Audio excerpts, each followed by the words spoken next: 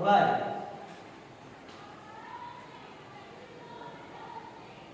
Berdoa selesai ucapkan salam.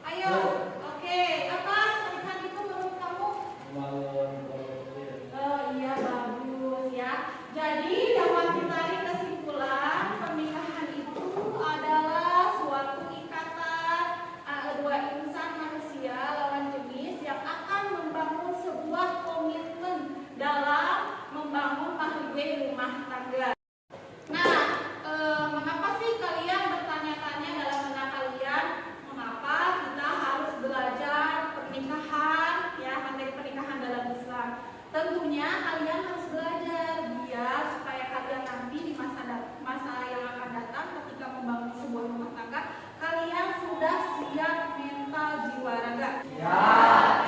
Tepuk satu, tepuk dua, tepuk tiga. Terima kasih ya kepada kalian telah bersemangat dalam pembelajaran kali ini.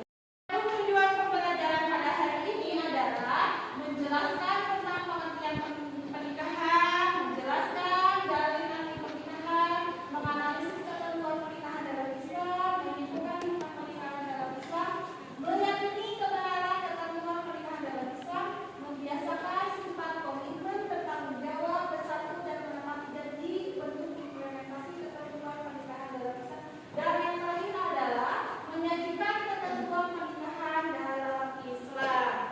Nah, untuk itu, adapun pertanyaan pemantik pada materi kali ini adalah apa saja syarat yang diperlukan untuk menikah menurut Islam?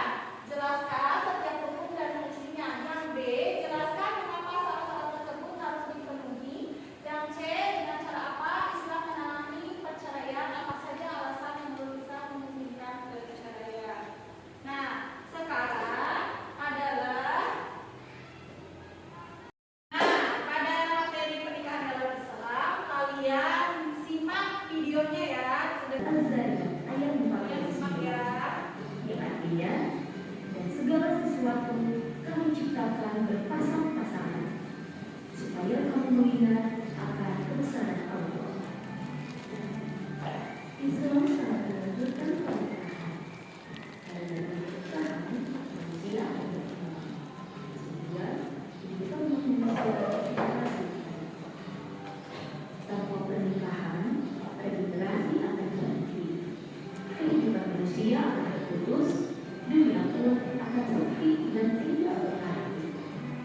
Karena itu, Allah mensyariatkan pernikahan sebagaimana yang difirmankan dalam Quran surat An-Nahl ayat 70. والله جعل لكم من أنفسكم أزواجا وجعل لكم من أزواجكم بنين وجعل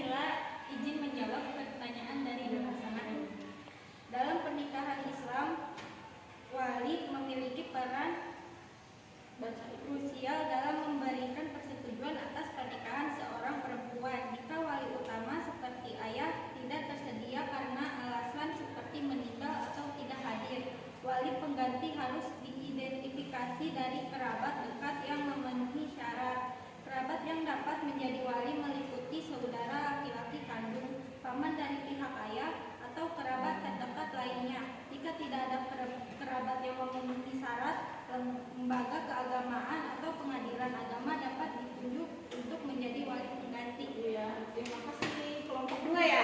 Iya, kasih tepuk tangan. Saya mau bertanya, Iya. apa itu mahar dan bagian cara penetapan serta pengaturannya dalam pernikahan Islam? Oke, terima kasih.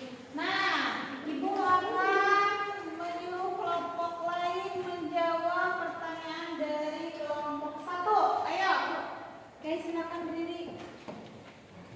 Saya Indriani dari kelompok 2 ingin menjawab. Iya. Mahar adalah hadiah yang wajib diberikan oleh pengantin pria kepada pengantin wanita sebagai bagian dari pernikahan Islam. Penetapan mahar harus dilakukan dengan persetujuan kedua belah pihak dan dapat berupa uang, barang, atau sesuatu yang bermanfaat. Jika terjadi perbedaan pendapat mengenai jumlah mahar, penting untuk melakukan diskusi terbuka dan mencari kompromi yang adil. Kedua belah pihak harus mempertimbangkan kemampuan pengantin pria dan harapan pengantin wanita. Jika perlu, konsultasikan dengan seorang ulama atau penasihat pernikahan untuk mendapatkan panduan tambahan. Oke, terima kasih. Tepuk tangan. Nah, ada kasus lagi ya, Ibu akan bacakan. Pasangan Ali dan Dina sedang merencanakan pernikahan. Mereka ingin memastikan bahwa seluruh proses pernikahan mereka sesuai dengan ajaran Islam. Mereka memerlukan bantuan untuk memahami beberapa aspek penting dari pernikahan Islam, seperti persetujuan, walimah, dan akad nikah, serta untuk mengatasi beberapa kendala yang mungkin mereka hadapi. Adakah pertanyaan dari kasus itu? Maaf, saya ingin bertanya. Ya, silakan. Sebelumnya, perkenalkan nama saya Muhammad Dimyati dari kelompok 3. Minta izin untuk bertanya. Ali dan Dina ingin melakukan akad nikah di luar negeri. Apa saja persyaratan yang harus mereka penuhi agar akad nikah mereka sah menurut hukum Islam? Apakah ada yang ingin memberikan jawabannya? Dari kelompok lain? Oke, silakan berdiri. Siapa namanya?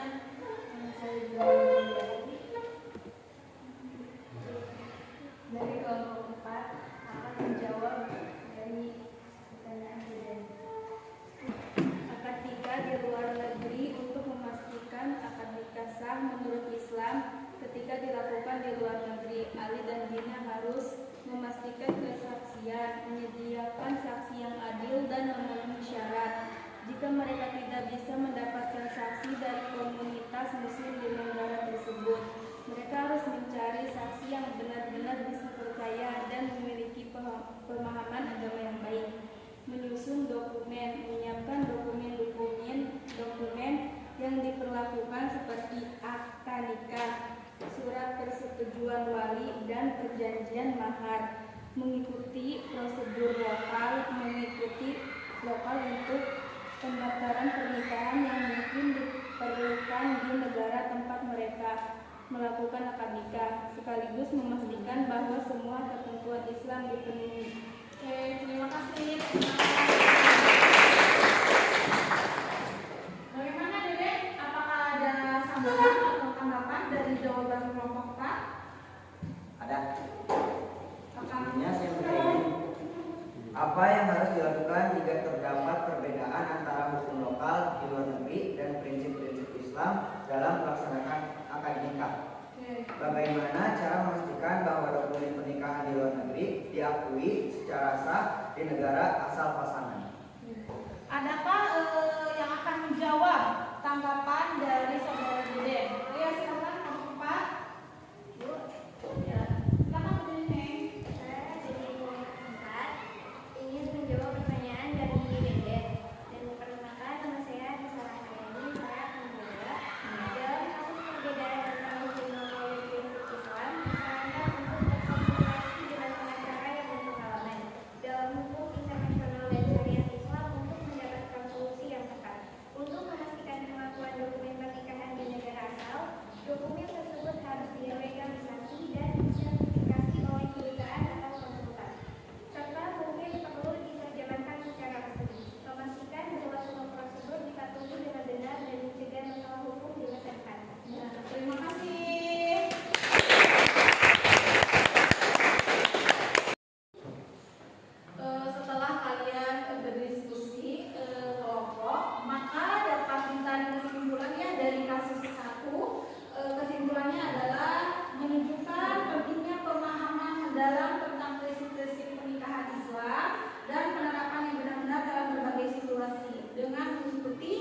pedoman